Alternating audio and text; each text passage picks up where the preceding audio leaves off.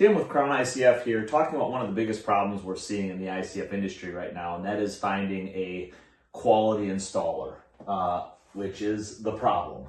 And so what's happened is, a few years back, I'm sure most of you remember, lumber prices went completely insane. It was $8 for a 2x4. Lots of people started looking for alternative ways to build, and ICF kind of became mainstream, has a huge demand for it now.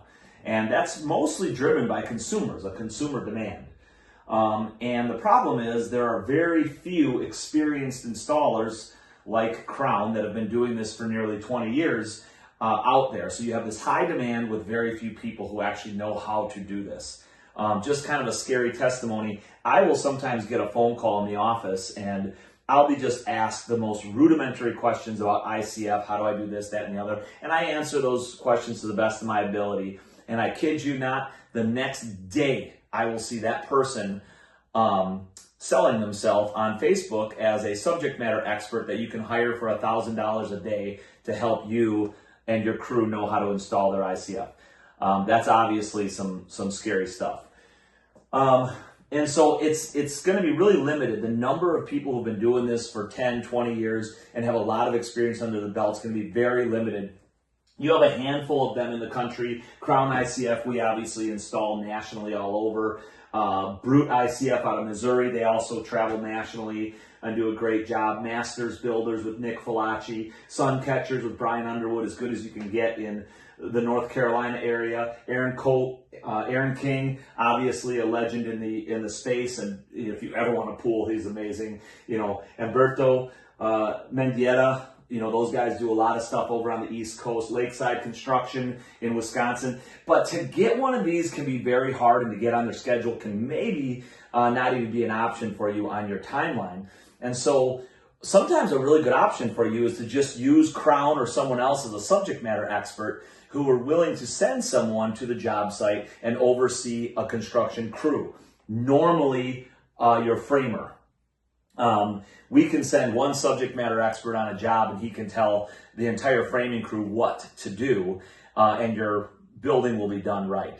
Obviously, with ICF, there are no second chances. And so if you can get one of these guys, that's great. And they'll be, you're building a structure that's going to be there for 1,000 years. You're better off spending a little bit of extra money and getting a professional there. Little signs and things that you can look for when you're trying to find an installer and see if they're experienced, because this is by no means all the experienced installers in the country. These are just some of the big names. But look for price. If their price is way too low or inconsistently low, they probably don't know what they're doing, and they're going to run into a lot of problems. You'd be way better off spending a little extra money and getting straight walls and consolidated concrete and airtight fixings around your bucks and things like that. So if the price is way off, the cheapest price is probably telling as to someone who's inexperienced at what they're doing. References. Everybody should have references. If they don't have references, they haven't been doing this for a long time. They should easily be able to come up with 5, 10 references.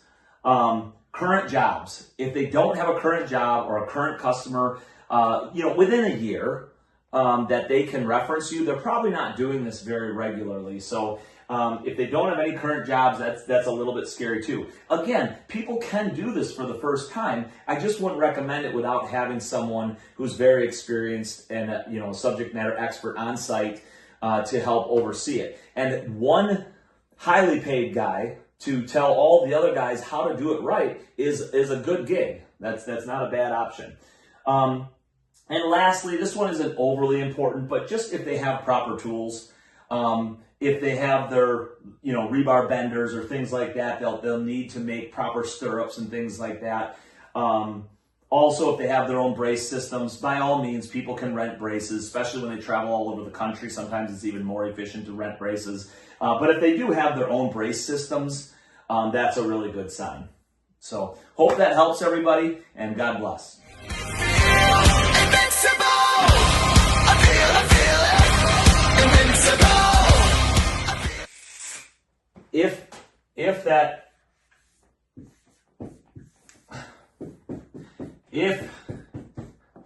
if they're bald, they've got to know what they're doing. I mean, that is like a telltale that you should go with them right away. But so that's just a little, insider scoop.